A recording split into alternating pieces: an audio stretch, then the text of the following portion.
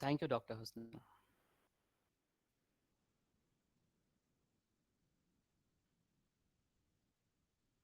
Sure. Could you please give me the permission to share the slides? Just a minute. Let me just check. Is it shareable or no?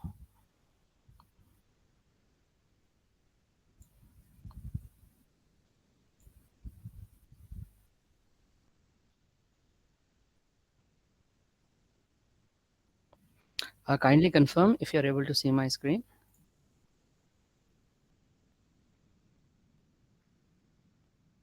Okay, perfect. So we'll wait for 2 minutes or shall we start? Okay, thank you. So, thank you for the introduction, Dr. Hosna. Very good afternoon and good evening to the attendees. Okay, it's been a pleasure to connect with you all. Just a brief intro on top of what Dr. Husna she mentioned. I've currently been involved with multiple, I can say, AI and ML implementation across the globe, and moreover, from the past 18 plus years of experience, I've been more into, I can say, industrial aspect. I mean, I've been involved with the industrial projects with a lot of ministries, enterprises, public and private sectors, for multiple governments and industries across the globe. Today got an opportunity to interact from the academic aspect to with all of you, or most of you. You are all scholars, or maybe you can say doctorates, and few of you might be students. So I thank you all for attending this session. And at the same time, as I said, it might be good afternoon, good morning, and good evening to everyone. Now, today I'll be talking about a topic that is becoming critical for the future of cybersecurity. And first of all, okay, forgive me from any practical, I can say, jargons if it gets during the presentation, because I'm from the industrial aspect, not into the faculty totally. So we'll be talking more from the implementation and the technical aspect today about. Uh, about cybersecurity, quantum safe cryptography, and the challenges it brings for our digital world. And as a CTO, I see this not only as a technology challenge, but also as a responsibility for the next generation of technologists, researchers, and leaders. Which are generally people like you. It's a huge responsibility. The challenge which we are talking about today, okay, it's quantum safe cryptography and cybersecurity challenges. Now, the contents which we'll be discussing today, here is a roadmap for today's talk. We'll start with a quick introduction to quantum computing from the practical aspect. Then we'll look at our current cryptographic systems and understand how quantum threatens them. We'll move on to what quantum safe cryptography means and explore challenges in adopting it, industry standards, real world implications, and finally, what organizations and students like you can do to prepare from the security aspect of the quantum computing. And at the same time, cryptographic landscape will be having a light on that as well. We'll talk about some industry adoption and standards like NIST, ETSI, and all. Moreover, we'll also try to see some case studies and real world implications from the today's session. Moving forward to introduction to quantum computing. Okay, as everyone probably, we all of us, we know that, okay, quantum computers are not just fast computers, they work in a completely different way. Okay, when we say they work in a completely different way, if we talk about classical computers like the laptops we use, we rely on bits which are generally zeros and ones.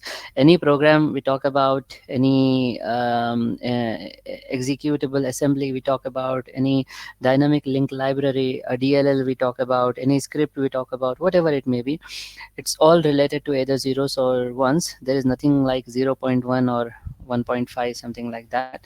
But when we say quantum computers, they don't just use zeros and ones, they use qubits from the processing aspect. So when we say qubits, they generally exist in multiple states simultaneously due to something called superposition. This allows them to perform certain calculations exponentially, and that too at a very fast speed, which is unimaginable. Because of that speed and that high computation processing ability, they exist in multiple states across multiple platforms. Now, this allows them to perform certain calculations, which is really exponential, and that too with a lightning speed. Why does this matter today? This is a very important question. Why does, faster computations are required? Why do we need to have a, parallel existence of the same value in different states? This is because while quantum computing can revolutionize AI, medicine, and material science, it also poses a real threat to cybersecurity. When we say multiple coexistence of a calculation or a state of a machine, that means it can exist in different states at the very specific time. Because of this ability or possibility, it is revolutionizing artificial intelligence, especially from the medical aspect, from the material science aspect and all. And because no, on one side, as it is giving a very high advantage of this faster lightning speed and coexistence in a different state, on the other side it's raising a huge threat from the cybersecurity aspect, because the threats are also available in the multiple states, the attacks are also available in a different shapes. And to address those attacks again, there are different, I can say, solutions also has to be developed to exist those parallel attacks.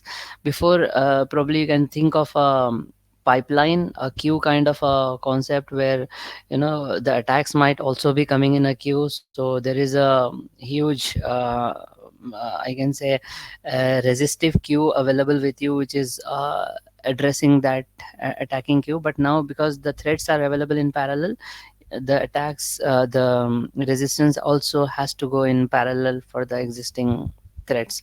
Now this is also threatening the classical cryptography also. We cannot use the standard cryptography like before from the computation standards. We also need to develop the new algorithms from the security aspect. We also need to develop new one way, two-way, I mean unidirectional and bidirectional encryption and decrypting mechanisms to handle such threats. The current cryptographic landscape, if you see, for example, if we talk about the public key cryptography, you've got RSA, ECC, which is generally used in internet banking and communication, I can say, platforms. Today's digital world, it relies heavily on three categories of cryptography, if you see: public key cryptography, symmetric cryptography, and hashing algorithms. Now, public key cryptography, as I have told you, RSA and ECC, the example or the practical implementation of that, you can probably have it in internet banking and communications. Symmetric cryptography, okay, we are talking about AES and DES cryptography. Practical implications of it in data encryption, VPNs, cloud connectivity, and all. Then it comes our hashing algorithms like SHA-2, SHA-3, which is generally required for integrity and authentication. If we consolidate these things together, these are the foundations of modern security. But unfortunately, they were not built for the quantum era. They were built for the current era, or I can say pre-quantum era, where, okay, any kinds of threats were able to be handled. It could have been taken care by any of these three cryptographic categories. If we take an example, of integrity and authentication, for example, the hashing algorithm. Imagine a situation wherein, I, as a banking user, I'm trying to send my payment from Google Pay application to a banking server. Now the data which is getting transformed and getting transported to the banking server, it all happens through secured REST APIs. Now these APIs, they are sometimes unidirectional encrypted or sometimes bidirectional encrypted. This encryption or the algorithms which are used in such encryptions are SHA-2 or SHA-3 algorithms, which is impossible to be I can say decrypted without a proper authentication mechanisms. Again, if you say authentication, there are three different types of authentications. We have got user authentication, we have got forms authentication, and we have got standard operating system driven authentications like Windows authentications and all.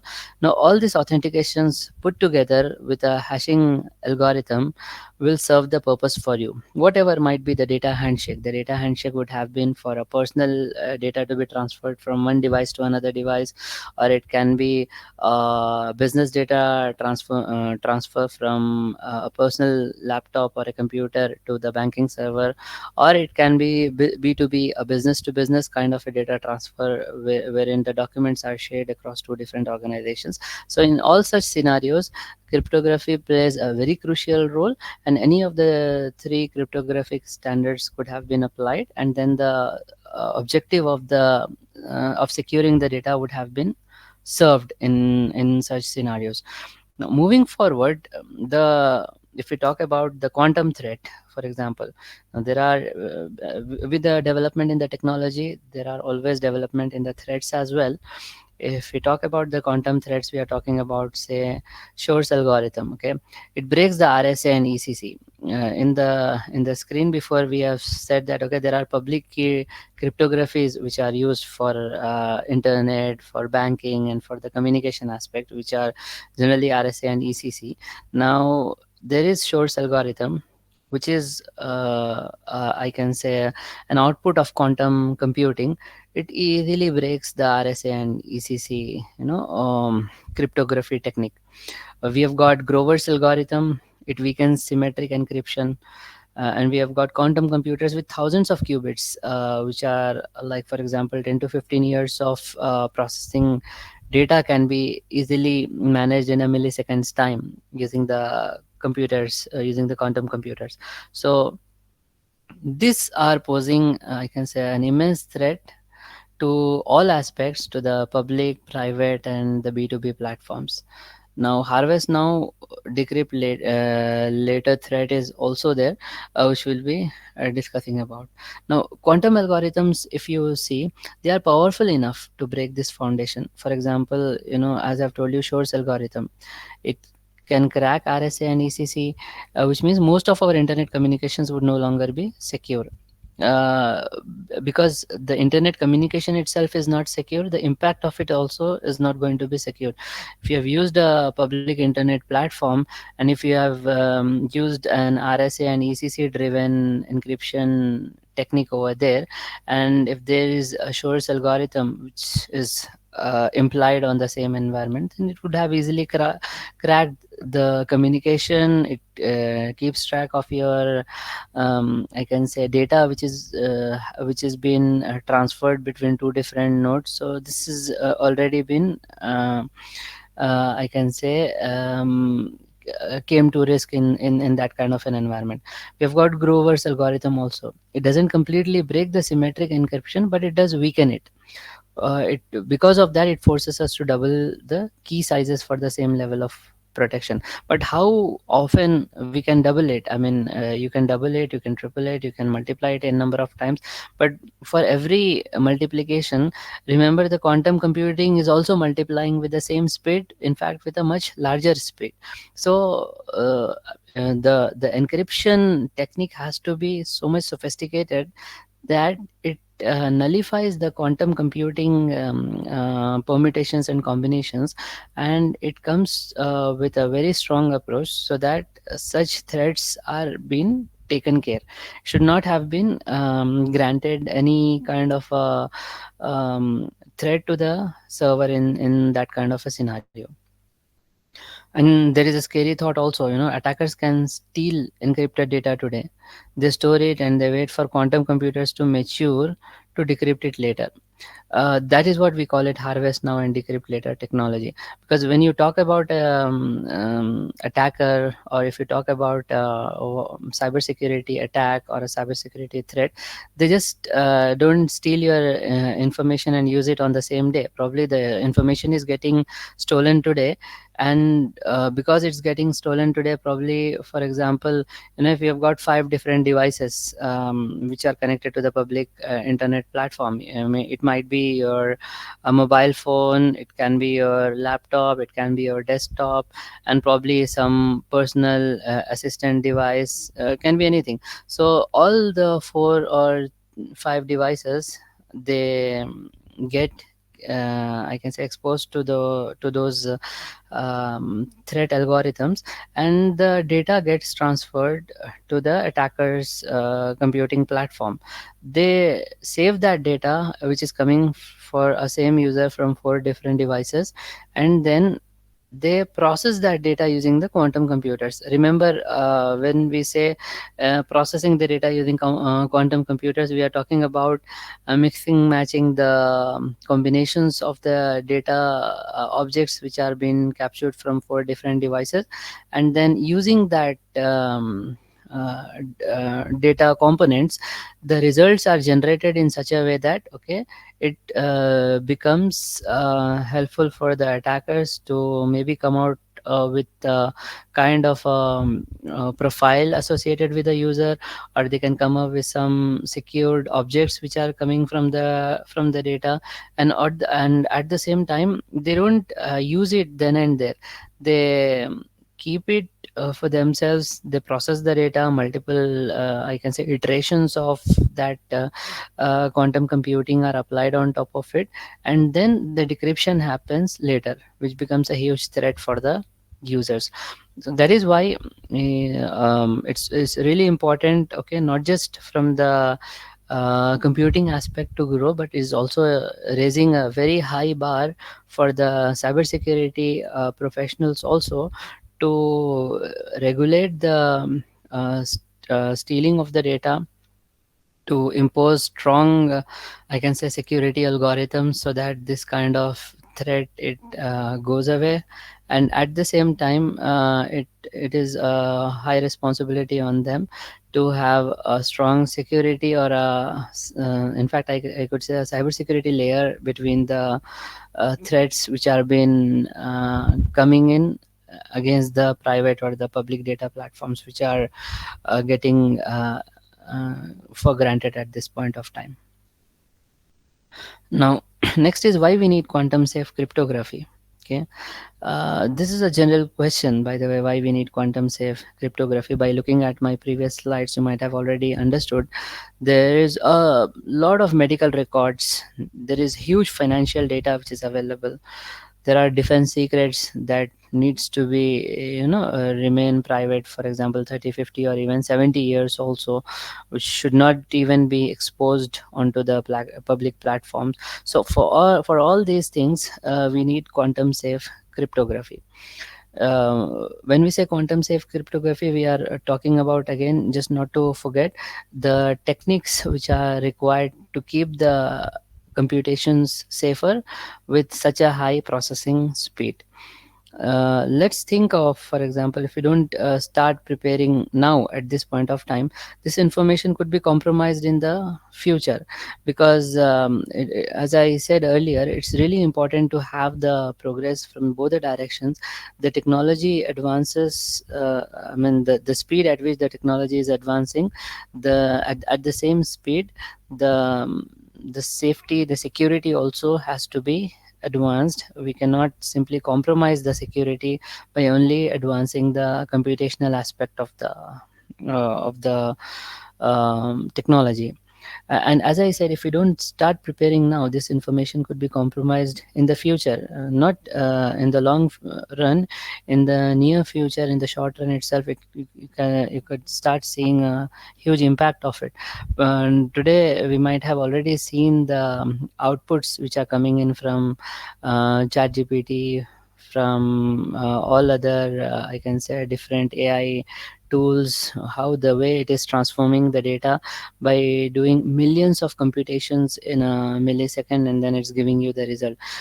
There are productivity, I can say, challenges which has already been addressed. There are computational challenges which has already been addressed using AI and ML.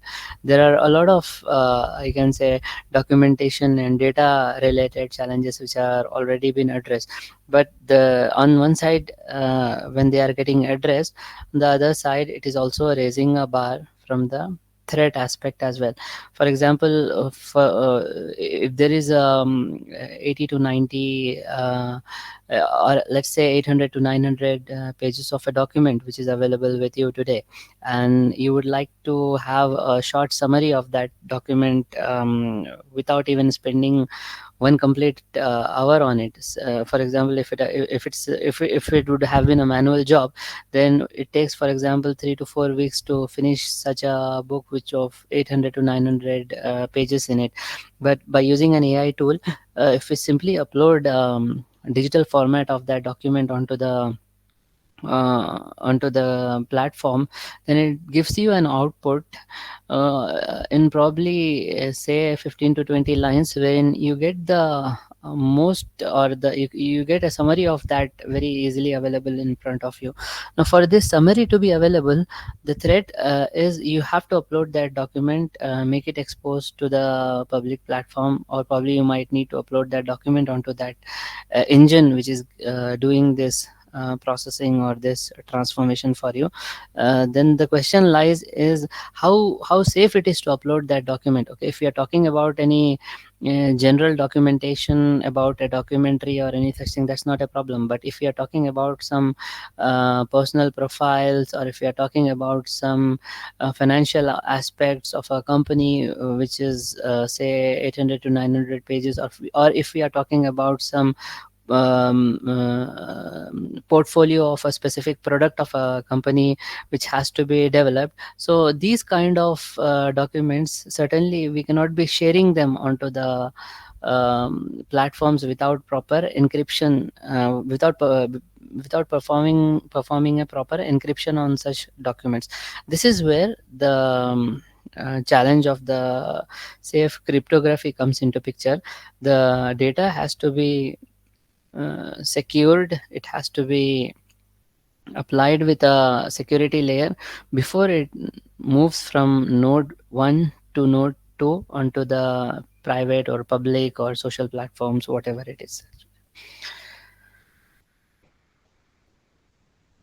As I said, it's about ensuring long-term confidentiality, regulatory compliance, and trust. There are existing cryptographic vulnerables also. There are long-term confidentiality risks which are available because of medical, financial, and defense data.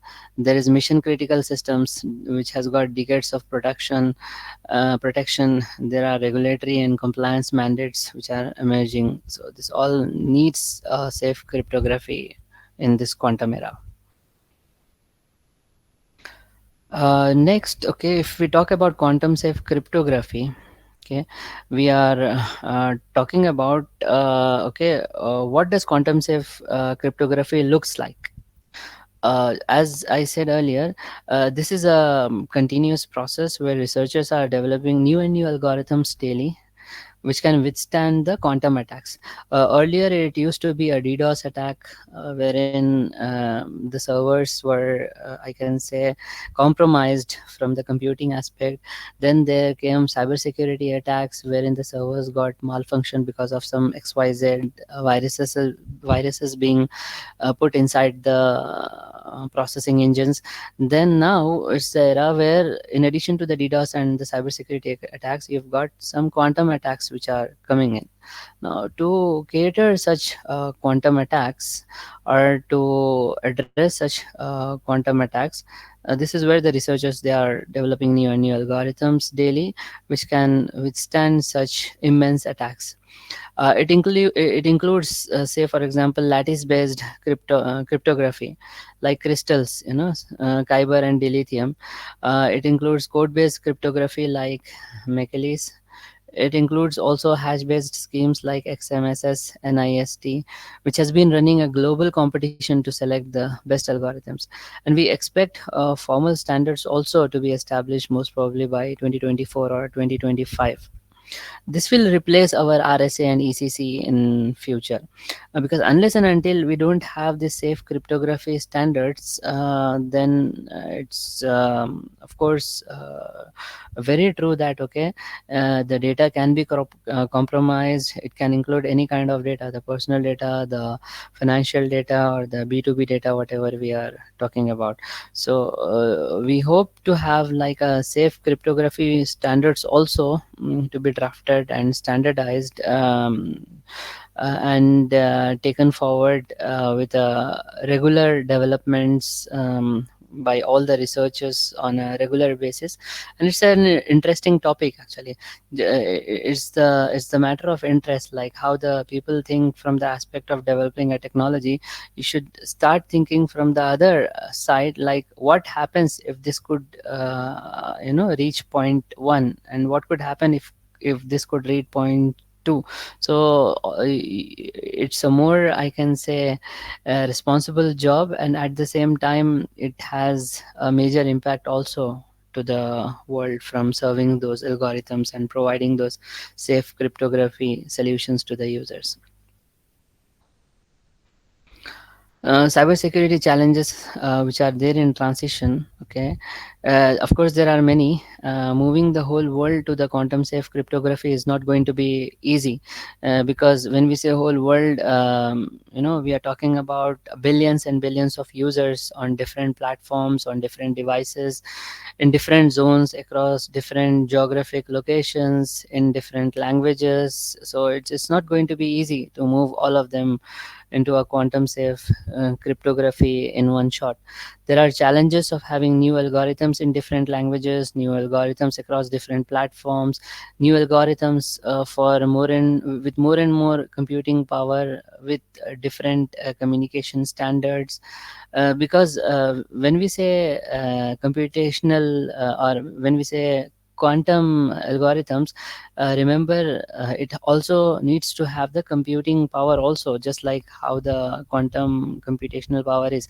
It's not just the matter of developing an algorithm, it's also required to execute that algorithm also. So just as we say, if the threads are coming with a lightning speed, the resolution also has to go with a lightning speed, and that resolution has got more bigger responsibility of having a solution plus the ability to cancel the attack which is coming in. So it is doing not just the computation, it is also giving a negation to the attack which is coming in onto the server.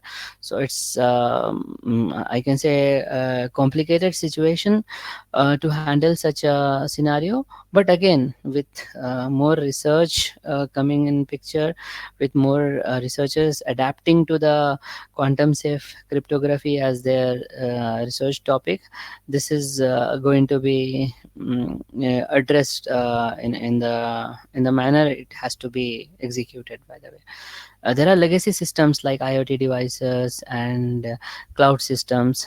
They still may not be ready, especially when we talk about educational institutions. If we talk about some government sectors, if they are not been upgraded to the latest standards, then they can easily be compromised with such kind of a threat which is coming on their way. So that is the reason even private organizations, the government organizations, especially the public sector organizations and all, they are raising the awareness today. They are bringing the awareness today to have your workstations, to have your devices, to have all of your, I can say, digital equipments being upgraded. There has to be properly insured with the right security providers. They also needs to have the proper, I can say, anti attack systems running in it. It can be antiviruses, it can be anti-trojans, or it can also be anti-malware kind of a softwares, whatever it may be, provided it has got those ability to restrict the attacks coming in, it's going to be helpful for sure. Now, there are again larger keys and signatures. Okay, they make key management harder.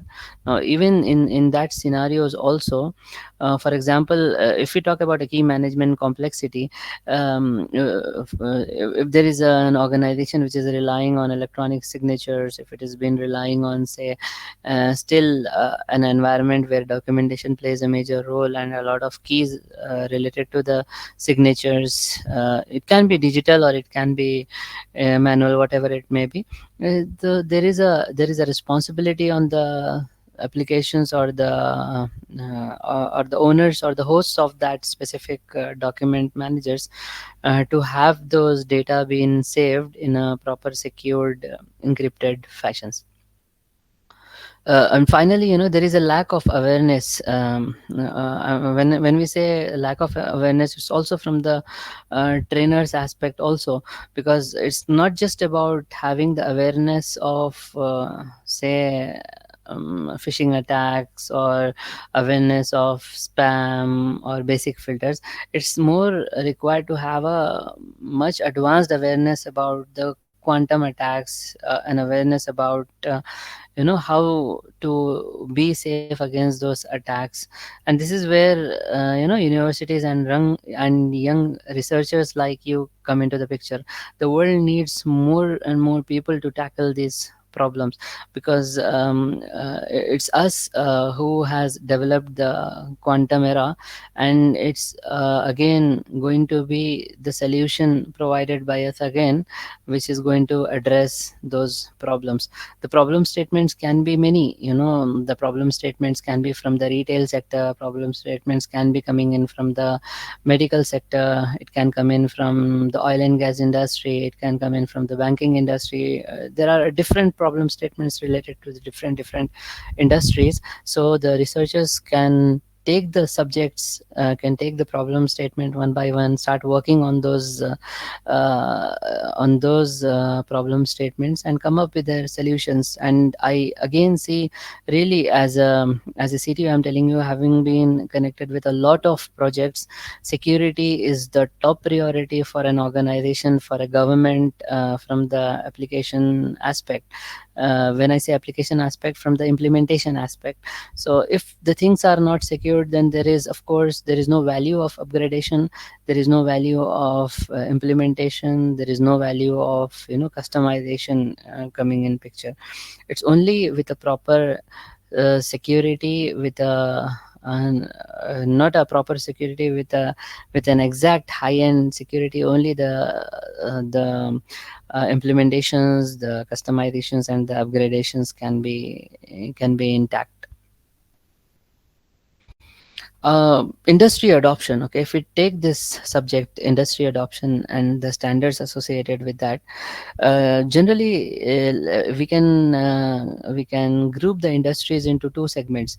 There are industries which are adopting to the new technologies. This is where you see a lot of, I can say, AI and ML kind of injection coming in picture for every single application we use. And on the other side, there are industries who are still waiting. They are not adapting to the new trends, to the new technology, and to the new innovations. And this is where the problem lies. If it would have been the same, I can say, if it would have been the same kind of a platform across the globe, then the solution could have also been the same across the globe. But because of the variation in the platforms, because of the deviation from the standardization and the adoption aspect, the solutions also has to be given in such a way. NIST and ETSI, they are setting global standards. The companies like Google, especially, they are already testing hybrid PQC in Chrome. Microsoft is integrating it into TLS protocols. Telecoms and banks are there. They are running pilots on top of those cryptography standards. The race is on to secure the future of the digital trust. Mainly, not just from the examples which I have stated just on screen, there are even if you talk about a product oriented company who is selling a SaaS model of a specific product on any platform. So even they are thinking of how to secure the data, the communication, and also the complete layer from the projection aspect of the data. I guess most of you might have used a lot of AI and ML tools.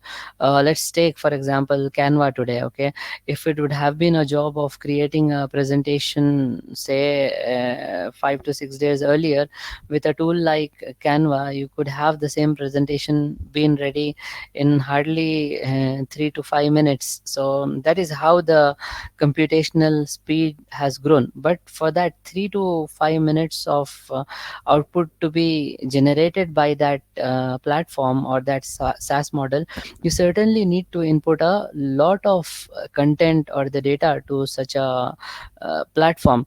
Suppose let's take an example today, or let's take an example where author is trying to prepare a presentation for his research topic. He certainly needs to upload all his research documents onto the platform. He needs to give the prompts for that engine in such a way that, okay, the output is very specific to his specific subject or the theme line.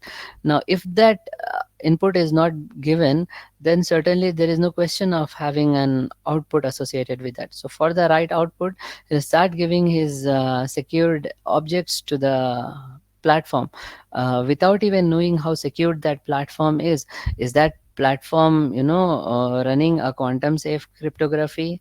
Is that platform securing and keeping the files safe which are being uploaded?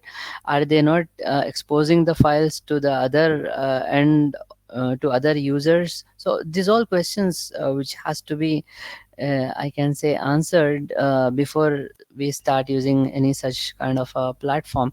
And who can answer such a question is again the platform providers.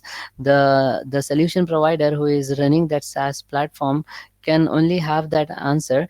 And from that organization aspect also, I mean, it's not an easy task, of course, for them to have the latest algorithms being used to encrypt the data which has been read and delivered to the users. This is going to be a an effort from both the ends, from the solution providers as well as from the infrastructure providers also.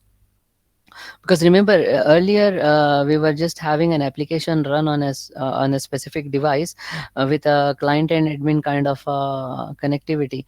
But today we have got SaaS where solution is available as a service. We have got PaaS where platforms are available as a service, and we have even got IaaS where complete infrastructure is also available as a service. So when we say there is an infrastructure which is available as a service, it has to be safe, it has to be secured, it has to resist all these attacks. Only then you will rely on such an infrastructure. That is the reason the organizations today, like for example Microsoft, they are adapting to one version policy. They are adapting to regular updates compared to earlier. When we say one version policy, they are planning to have a same version across all the users across the globe, so that it's easy for them to identify the threats, it's easy for them to address that threats, and then have a patch or service deployed for the users across the globe, for all such platform users. So that's about the industry adoption. If we move to some case studies, for example, okay, case studies and implications of the quantum safe cryptography. The case studies are applicable in different segments. As we discussed, they are available from the financial services aspect, from the healthcare services aspect, from the government and defense, and from the telecom and IoT aspect.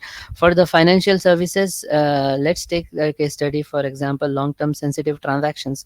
There are transactions which are not just has to be secured on the day of getting transacted.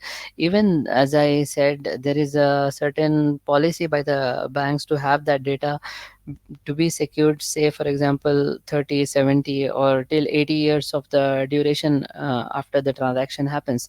So how those transactions are being secured, how they are being protected when the transaction is getting executed, and at the same time how they are also saved after the transaction is executed successfully.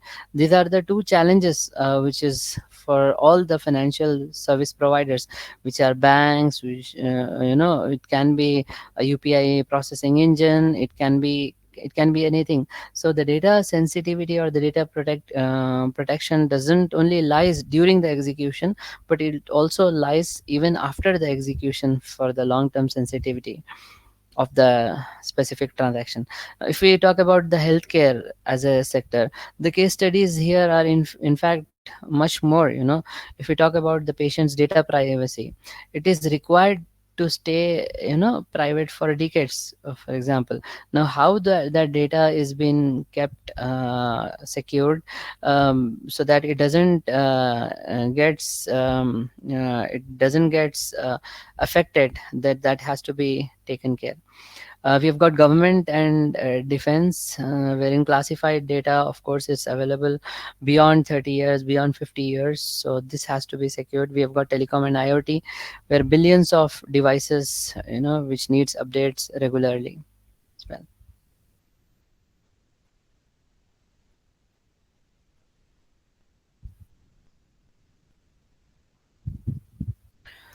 Roadmap for the organizations. So there is a huge roadmap which is connected for the organizations. We have got inventory and assessment cryptographic systems. We've got risk prioritization, which is required for an organization, like what are the prioritized risks to be again adapted. First, if we say inventory cryptographic assets, they have to identify like what are the assets which needs security from the data aspect. So that has to be identified, and generally these are the assets from where the inputs come into the server objects. When we say inputs, they are like inbound elements, generally the mobile devices, the laptops and the desktops of the users, or it can be any terminals which are connected to the servers. Next, then the priority aspect comes, wherein high risk and low risk elements are segregated from the long term data aspect. Then third is to adopt hybrid approaches, classical and PPC. Next, we have got to start pilot projects with NIST approved algorithms. This is really important. The step number 4. Only the NIST approved algorithms has to be executed, so that they are tested against millions of scenarios. Remember, because of the rise in the computational speed, the outputs delivery time has reduced drastically. So there has to be a millions of transactions, and the permutations and combinations has to be computed in the same millisecond, and it has to be delivered. So such complicated algorithms has to be in place. Generally, it's very difficult to gauge whether an algorithm is applicable or not. So in such a scenario, the NIST approved algorithms only can be considered. Again, it's very important to train your workforce and raise awareness. When we say raising awareness and training the workforce, we have to ensure, and we have to inform and educate them about the threats which are associated with the quantum computing, and what are the approaches from the quantum cryptography aspect. So this has to be very well trained across the users. Finally, we have to stay aligned with the emerging regulations and the standards. uh, it's not at all going to be acceptable to stay unaware about the daily security updates which are happening across the globe. It's a responsibility of every single individual who is working in an organization to be always updated with the emerging regulations and standards, so that they can have the regular practices in place, because it's not a one time project. It's a journey, mainly, wherein we are moving from point A to our destination. So what all things happens during this journey has to be addressed from the organizational aspect. Academic and research opportunities, of course, has come up because of this awareness. The algorithm design and cryptanalysis has become sophisticated, and here is where all of you come into picture. The academic world has a very critical role to play, to design and test new algorithms, to optimize the PQC for constrained devices, to explore quantum key distribution and building models to simulate post quantum attacks. They are really important to shape policy, okay, and governance for cryptographic migration. This is a field where students and researchers can make a very global impact, actually, because the more and more combinations comes into picture, the more and more the outputs gets connected and associated with it, and based on those outputs, the results can vary. As I told you at the beginning of my slides, we have got a global, I can say, global position to be tackled. It's not just for a single device. It has to be given a solution across different devices across the globe, different types of devices, different geographic locations, different languages, different computational environments, like cloud environments. That too, Microsoft Azure is different, AWS environment is different, Google Workspace is different. So it's a discrete technology which is available across the globe. So the solution has to work drastically across different devices, across different platforms, across different zones and regions across the globe. The key takeaways from the presentation today: we have got quantum computing, both opportunity and threats they are associated with it. We have got classical cryptography, which is at a very high risk these days. We've got PQC urgent for research and adoption. We've got transition challenges wherein performance, interoperability and awareness which is at risk. And then the students and researchers, they are the ones who are going to shape a secure future for us. That's what my talk about this quantum safe cryptography today is connected with.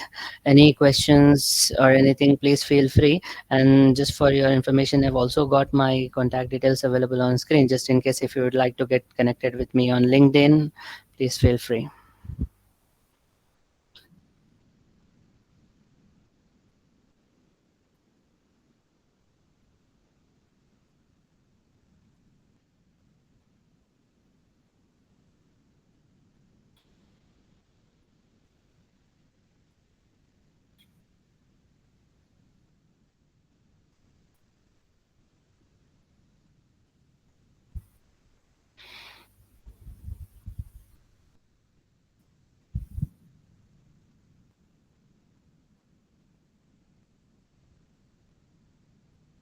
Absolutely, sure, sure.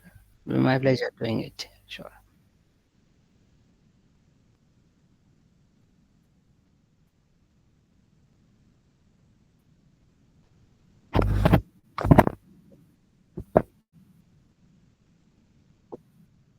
Okay, sure. Just give me a minute.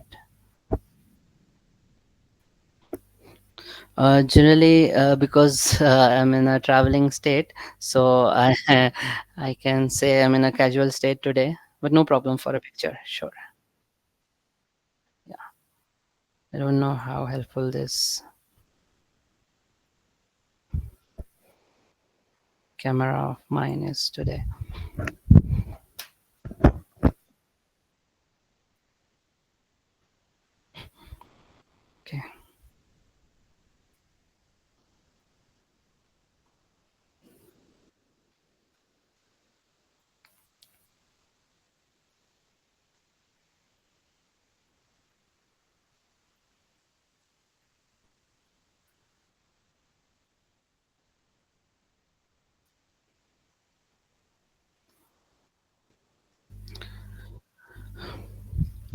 You're most welcome, Dr. Husna. It's a pleasure again to get connected with all of you.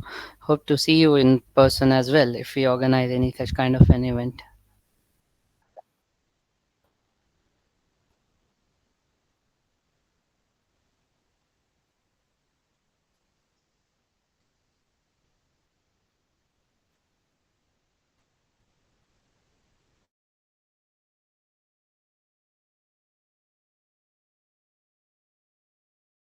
Thank you, Dr. Husna. Thank you very much.